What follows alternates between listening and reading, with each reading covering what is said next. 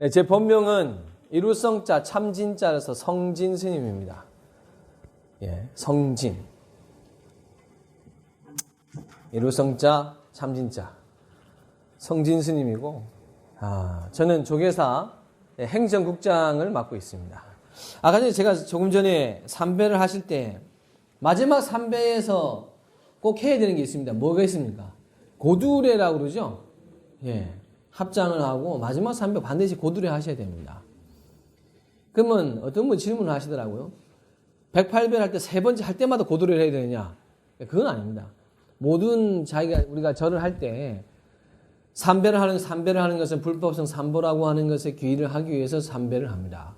그래서 조계사 부처님은 오늘 가서 저희와 같이 함께 보실 건데 세 분의 부처님이 계십니다. 세 분의 부처님이 모시져 있는데 어떤 질문을 하시더라고요. 한 부처님이나 세 번 해야 되느냐? 안 그러면 통칭에 세 번 하고 나와야 되느냐? 예, 기본이 세 번입니다. 만약에 저기 다른 사찰에 가면은 부처님이 한 11분, 12분 모시죠. 13분 있습니다. 그러면 이제 한 분은 무조건 삼배해야 되면 한 33배 하고 나와야 되죠. 급한데 빨리 나와. 내가 마음에 삼배라도 부처님께 하고 나와야 되는데 급한 마음에 이렇게 했는데 세상에 그러면은 이 33배 하고 나오느냐? 그건 아닙니다. 오늘 우리가 부처님 그 대웅전을 한번 보시더라도 여러분들 아셔야 될 게 물론 시간이 많으면 한 부처님당 300씩 이렇게 해도 됩니다. 그러나 항상 마음에서 기본적으로 잡는 것은 3배가 원칙입니다. 기본 교육의 가장 큰 목표는 단 한 가지입니다. 여러분들이 불자라서 신행생활을 하는 데 있어서 기본이 되신 분들을 만들어 드리는 거고 또 그리고 부처님을 뵙는 것을 두려워하지 않고 대웅전에 들어가서 내가 자기 수행을 하는 것에서 걸리낌이 없게 하기 위해서 이런 것을 여러분들 알려드리는 겁니다. 그러니까 여러분들이 반드시 꼭 수업에 오시기 전이나 가실 때는 꼭 대웅전을 들리십시오. 아시겠죠? 조계사 대웅전이 국내 최대입니다. 조계사 대웅전은 목조 건물로 지어진 최대의 건물입니다. 그래서 아마 여러분들께서 지금 현대식으로 지어진 건물들이라든지 이런 거에 비해서 목조 양식으로는 대웅전 단일 양식으로는 가장 큽니다. 여러분들 조계사가. 나머지 현대에 지어진 것은 많은 부분들이 이제 현대식 건물화로 이렇게 되지. 석존의 전신이 호명보살이 입체할 곳을 살피시다라는 제목의 시작인데, 자, 이 보면은 이 그림이 나옵니다. 자, 우리 이 호명보살이세요. 이분이 호명보살이신데 부처님의 전신이세요. 부처님께서 이 도솔촌에 이렇게 다 있으시다가 과연 이제 때가 돼서 중생을 제도하고 구제하기 위해서 가르침을 서로 펼치기 위해서 때를 보는 거예요. 그 다음에 누구냐? 내가 어느 집안에 태어나면은 가장 내 가정의 뜻을 잘 펼칠 수 있느냐. 이제 부모를 고르는 순간이에요, 이게. 부처님, 우리는 중생은 업력에서 태어나지만, 그러니까 내가 원할 수가 없는 거예요. 원할 수가 없이 업력에 태어나지만, 이 불보살이나 수행을 많이 하신 분들은 어떻게 업력이 아니라 자력에 의해서 스스로가 내가 어느 곳에 가야지 될 것이냐, 내가 어디로 가야지만이 나의 뜻을 펼칠 것이냐 라고 해서 지금 호명보살로서 이게 지금 살핀 장면이에요. 이게 가면은 오늘 우리가 잠시 후에 가서 벽화에 보면은 그대로 나옵니다. 여러분들 아시겠죠? 호명보살이 되셔가지고 자, 이분이 이제 선택해보니까 내가 부모로서 할 만한 것이 나오신 거예요. 그게 이제 우리가 잘 아는 정반왕. 아버지가 정반왕이고 어머니가 마야 부인이라고 하는 어머니와 아버지를 찾은 거예요. 자, 이 태몽의 그림이 자, 이렇게 나옵니다. 위에 코끼리 보이죠? 예, 요 위에 코끼리죠. 자, 이게 어머니 마야 부인이세요. 태몽입니다, 태몽. 잘 안 보이는 코끼리의 뿔이 6개입니다. 코끼리 상아 6개가 이렇게 나와 있는데 이것은 육바라민을 상징하는 또 다른 의미가 존재를 합니다. 자, 이렇게 태몽이 나와요. 이 태몽이 서양에는 태몽이라는 개념은 서양에서는 잘 안 가지고 있습니다. 서양에는 태몽이라는 개념이 동양은 인도도 그렇고 중국, 한국 태몽이 있죠. 여러분들 다 태몽이 있으십니까? 네. 태몽은 좋은데 삶이 왜 이럴까 이런 생각도 하실 수도 있겠지만 예, 태몽은 뿐입니다. 현실에서 잘 사셔야 됩니다. 자, 이렇게 해서 이 호명보살로 계신 분이 마야 부인의 이 정반왕 왕자로서 태어나시지 않은 그 태몽이죠. 태몽. 이거 여기서 부처님 어느 분이 계십니까? 애기. 부처님 오신다 보면 관불이라고 저기 그 각 절에서 보면 목욕시키는 의식 있죠. 거기에 애기 부처님 항상 이렇게 손 들고 있는 거 기억나세요? 예, 이게 왜냐하면 이제 부처님이 이제 이때 이 장면 때문에 그렇습니다. 자, 어머니가 이렇게 서 계시고 하늘 세계에 있는 모든 신들은 내려와서 보고 어머니를 왕비를 모시고 가는 신하들이 함께 서 있으면서 자, 동산에서 태어나죠. 이렇게 꽃피는 동산에서 굉장히 인도도 마찬가지입니다. 4월이면은 굉장히 좋은 날씨죠. 여기서 좀만 더 지나가면 어떻게 우기가 옵니다. 이제 지금이 인도도 가면은 굉장히 좋을 때입니다. 좀 더 지나면 막 너무 더워가지고 못 갈 때인데 굉장히 좋을 때. 참 이분이 기억기에 참 우리 고타마 시달다께서 자 나오는데 이게 이 천상천하 유화독전 많이 들어보셨죠? 예, 천상천하 요것만 듣습니다. 그 뒤에 말이 안 나와. 삼계계고 아당한지. 요게 더 중요한데 어떻게 세상에는 천상천하 유화독전만 나오고 삼계계고 아당한지는 안 나와요. 이거 보겠습니다. 하늘 위에 하늘 아래나 아래 나 홀로 높다. 삼계가 모두 고통이니 내가 편안케 하리라. 사실 제일 중요한 건요 이겁니다. 이거 삼계가 모두 고통이니 내가 편안케 하리라. 자, 이것을 했냐 안 했느냐? 아니 태어난 애가 어떻게 손 들고 걷냐 7권을 걷느냐 이런 거 따지면 안 됩니다. 왜냐하면 이것은 상징하는 의미가 굉장히 큰 겁니다.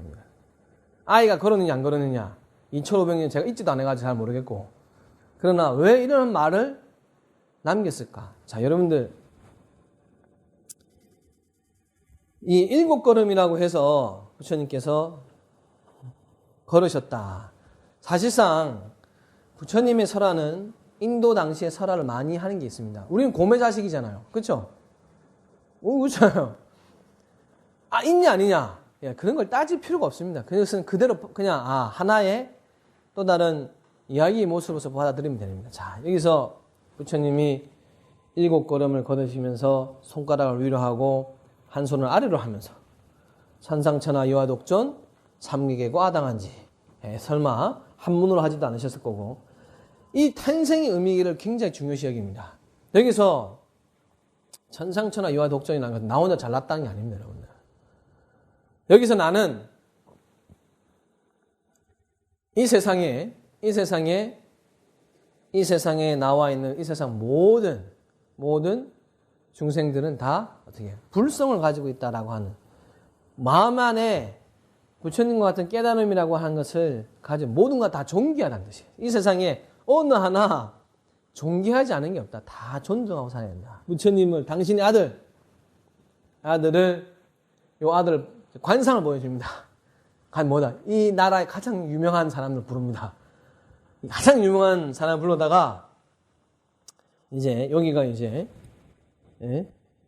아버지 어머니가 이제 해서 이제 이 선인이에요.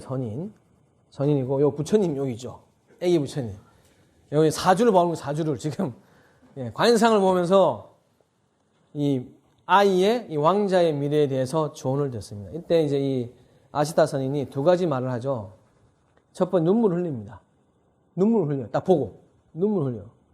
불길을 하죠. 누구 이런 생각해서 이렇게 누구한테 우리 손자 태어나가지고 아들 태어나가지고 스님한테 왔는데 스님 눈물 흘리고 있으면 큰일 난 거 아니겠어요? 이게 진짜 일단 보면서 한숨 막 쉬고 그러면 울어버렸어요. 이 아시타 선인이 웁니다. 굉장히 놀라죠. 사실대로 이야기해달라. 왜 우느냐. 근데 이제 그래서 사실대로 말하면 죽죠. 안 좋아요. 이러면 어떻게 되겠어요. 좀 좋게 만들어야 되는 거죠. 한나라의 왕자 태어나는데. 사실상 아시타 선이 두 가지 이야기를 합니다. 너무나 훌륭하고 좋다. 해가지고 두 가지 길이 있을 것 같다.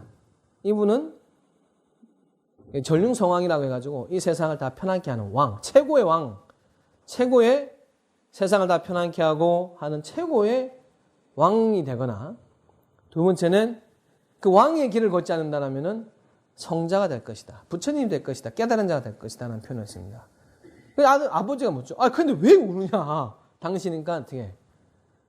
내가 나이가 많아서 지금 이제 이 아이가 부처님이 돼서 가르치는 별 자기가 없기 때문에 그게 너무 한스러워서 운다고 눈물을 흘리죠. 예, 이 장면이 이제 아버지가 큰 기대를 갖고 일단 한 가지 불안한 건 있어요. 이게 잘못하면 출가한다 했는데 요거는 이제 붙들고 해가지고 어떻게 일단은 수행자를 못 만나게 해요. 자, 그리고 지금은 이 장면은 부처님이 왕자 수업을 받는 겁니다. 여러분들, 부처님은 굉장히 똑똑한 분이죠. 여러분들 지금 우리로 따지면 최고 엘리트 교육을 받기 시작합니다. 이분이. 왕자잖아요. 왕을 만들 교육을 했습니다. 이 장면입니다. 그래서 학문도 뛰어나고 부처님이 굉장히 뛰어나죠. 굉장히 훌륭하고 총명합니다. 이것을 지금 화살도 주고 심신이 굉장히 훌륭하죠. 자, 이때 부처님이 생각합니다. 아버지가 점점 커 성장하니까 옛날에 예언 드는 게 있죠. 뭡니까? 왕이 되거나 집 나갈 것 같은 생각 때문에 어떻게 집 나가는 자식을 붙잡는 또 하나의 방법을 터득하셨죠. 결혼을 시킵니다. 결혼을. 이 장면이 야쇼다라라고 하는 이제 부처님의 첫째 부인. 부처님의 부인이 두 분입니다. 이 말은 싫어하시더라고. 보살님들이. 예, 이 야쇼다라를 첫 부인으로, 정부인이죠. 예, 왕비로 맞아들입니다. 받아들이는 이 장면이죠. 이 장면. 부처님 아버지가 떠날까봐 이 야쇼다라를 보여주는데, 자, 여기서 부처님의 마음을 꺾을 수가 없죠. 왜냐? 이 유명한 사문유관이라고 하는데, 성이, 우리나라도 지금 보면은, 우리나라는 서울 성곽도 보면 동문, 서문 다 있죠. 북문, 문이 있습니다. 북문은 문이 굉장히 작습니다. 여러분 아시죠? 북쪽문은요, 문이 굉장히 작아요. 북쪽문은 평상시에는 안 엽니다. 사람이 죽으면 북쪽문을 통해 내보내요. 북망산 간다 하잖아요. 북망산. 북문으로는 나라에 역병이 들면 어떻게? 북문을 엽니다. 애국이 나가라고. 그래서 보통 때는 열지 않는데, 자, 이 나라도 마찬가지죠. 성호되는 나라였는데, 부처님이 이제 이 이야기에서는 아버지가 불안해가지고 부처님이 만약에 민정시찰 가겠다. 성 밖을 나오면 다 정리했다 그래요. 일단 거리 나와가지고 이제 동문을 한 번에 흰선이 활동가지 굽은 허리를 지팡이에 이제 걸어가는 노인. 남문에 가는 고통에 신음하는 병자. 서문에 죽은 사람의 장사행렬. 북문에는 행복한 출가 수행자. 자, 사문을 만난다. 해가지고 생로병사라고 하는 것을, 사대문이라고 하는 것을 나감으로써 부처님이 체험했다라는 이야기를 합니다. 그럼 동문을 나가서 나이 든 할아버지를 보면서, 인생이 늙을 수 있구나를 깨닫고, 남문에 가니까 아파서 누워있는 병자를 보면서, 사람이 지금은 건강하지만 아플 수 있구나. 서쪽문 나가보니까 세상에 죽어서 장생이 나간 걸 보고 세상에 사람이 죽을 수 있구나를 알았다라고 상징적 표현을 합니다. 지금 이렇게 나와 있는 거예요. 나가는데 밑에 성자가 있죠. 수행자. 앞에는 병든 자가 있고, 이것을 동서남북이라고 하는 것을 보여주면서 북문에는 이런 행복한 출가자를 만나면서 부처님이 생각을 빠진답니다. 야, 이게 세 명이 태잡이구나. 세 명이구나. 전 두 명인 줄 알았었는데. 언제 또 이렇게. 네. 사문유관을 갔다 온 이것은 실제 부처님이 한 20세를 넘어서부터 부처님이 이제 심각한 고민에 빠진답니다. 뭐냐? 이게 생사라고 하는 게 세상 속에 살아가는 재미가 없는 거예요, 이분이. 아무리 부인이 있고 해도 어떻게 맨날 먼 발치만 보고. 그 맨날 갑자기 이제 공부하면 딴 공부 안 하고 이제 병설을 봐야 되는데 철학서 보는 거예요. 그러니까 아버지가 계속적으로 불어나기 시작합니다. 그래서 어떻게 계속 부인을 삼아주는 거예요. 이렇게 제2, 제3, 텐사. 저는 제2만인 줄 알았었는데 제3까지. 근데 뭐 왜 아버지 이렇게 했겠어요? 보면 볼수록 나갈 것 같은 거야. 이게. 아들의 마음을 붙잡을 수 없어서 최후의 수단을 수없는 동반을 합니다. 그래서 여기도 보겠지만은 계절마다 좋은 궁궐도 지고 이렇게 하려고 하지만 인생의 크나큰 뭔가의 근본적 물음에 빠지는 이 서가모니라는 것을 말릴 수가 없죠. 그때 야소다라가 부처님 아들을 잉태합니다. 잉태를 합니다. 잉태를 하는데 얘 이름이 기가 막혀요. 얘 이름이 누굽니까? 라울라.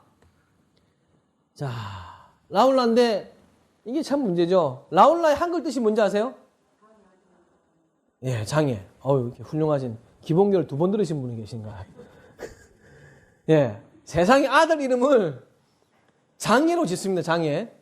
예, 이런 부모 어디 있습니까? 세상에. 아니 뭐 좀 좋은 걸로 지시지. 장애, 걸림. 이게 왜 이름이 됐느냐? 부처님이 이제 호시탐탐 숨을 내리죠. 내가 이 성을 벗어나야겠다. 할 때 소식이 들려옵니다. 어떻게? 아들이 태어났습니다. 출가. 집을 나가요. 집을 나가면 몇 세 나갑니까?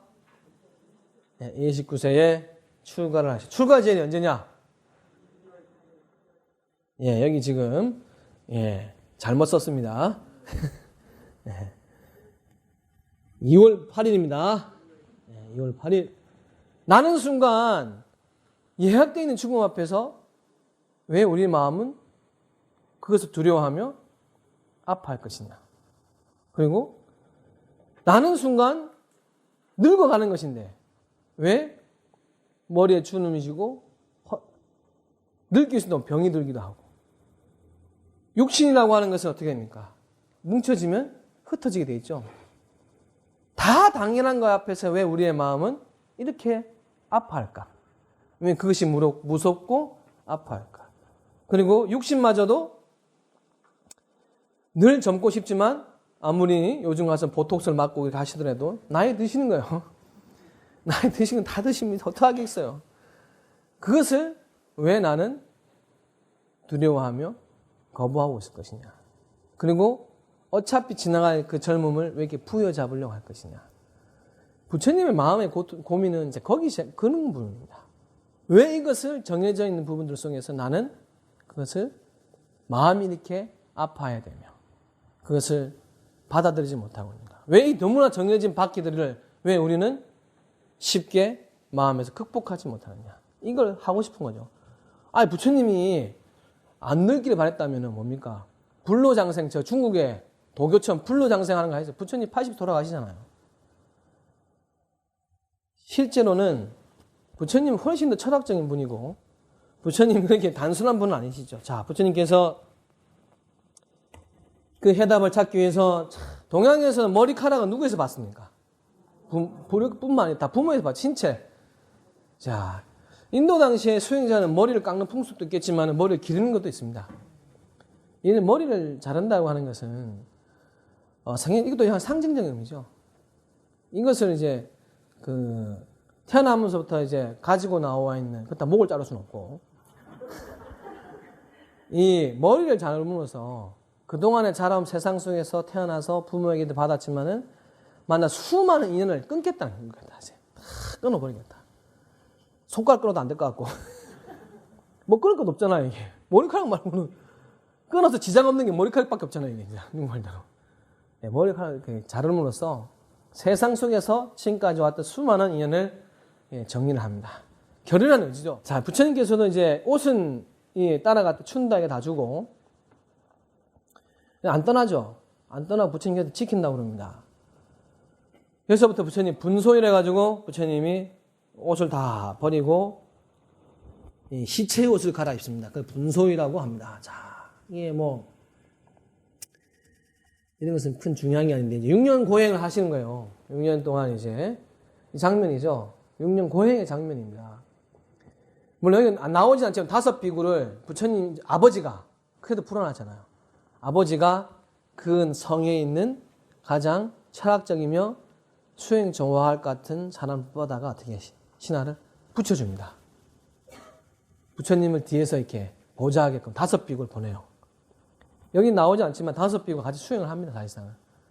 그래서 부처님이 6년 동안 혼자 공부하진 않으세요. 어떻게? 뭡니까? 스승을 찾아 헤맵니다.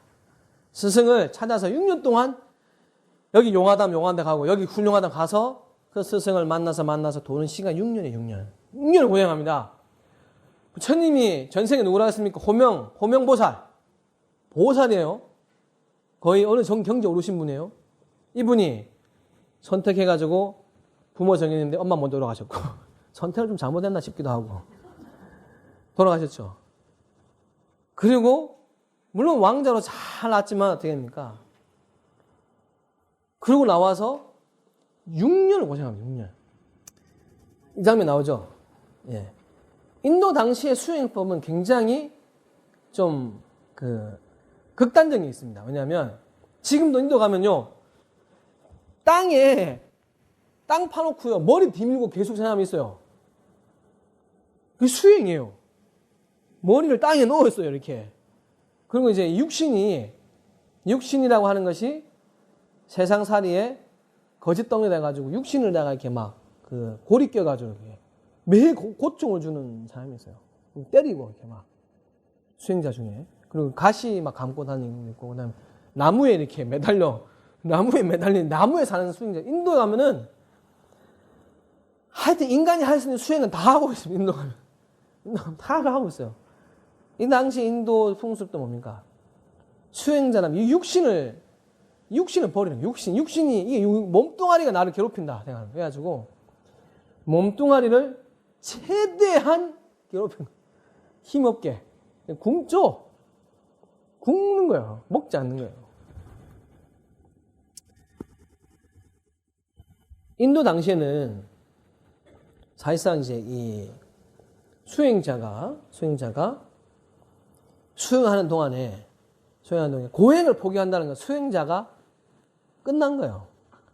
부처님이 이때 이게 이제 중도 사상이라고 해가지고 부처님이 활의 이 혀를 이야기를 드는 게 있어요. 검은고 현도 이야기를 하지만은 너무 팽팽하면은 끊어질 수 있고 너무 느슨하면은 소리가 나지 않고 그래서 어떻게 가장 적당한 선, 그 중도라는 표현을 씁니다. 육신이라고 하는 것이 비록 마음을 닦는데 걸림이 되지만 중요한 게 있죠. 당신 한 말에 그릇이 없다면 물을 어디다 담겠느냐. 굉장히 중요합니다. 이것은 인간의 염력은 너무나 뛰어나기 때문에 많은 것을 알 수 있습니다. 생각의 에너지는 너무나 뛰어나기 때문에 부처님이 이때 얼굴 표정이 확 달라지죠. 고행을 포기하고 그 시발점이 이 수다다라고 하는 이 여인이 주는 유미죽을 먹습니다. 이때 제가 말씀드린 부처님 아버지가 부처님을 보호하라고 수행에 5명 보낸다고 이 장면 보고 다 떠나버립니다. 이 장면이요. 인도 당시였다 부처님 파괴한 거야. 파괴. 부처님이 끝났다. 어마어마한 장면. 근데 부처님이 관여하지 않죠. 나는 이 유미죽 한 걸 먹고 몸도 비록 몸이 주인이 아니고 하지만 몸을 버릴 수 없고 몸을 버리지 않아야 마음을 찾을 수 있고 나는 이제 이 한 그릇의 유미죽을 먹고 이제 고행을 포기하며 내 스스로 정도의 길을 가겠다 하고 생명의 실상 이 자리에서 나는 앞으로 깨닫기 전까지는 일어서지 않겠다. 여기서 바로 이제 7일 정진이 들어갑니다. 7일 정진이 들어가면서 부처님이 새로운 세상을 만나기 시작합니다. 진정한 깨달음의 길을 가는 시점을 만나게 됩니다. 만나게 되는데, 이 장면을 잘 기억하셨다가, 이 장면이 지금까지 보신 이 벽화의 그림은 지금부터 나가서 저와 함께 보인 조계사 대웅전에 다 그대로 있습니다. 그대로 보시게 될 겁니다.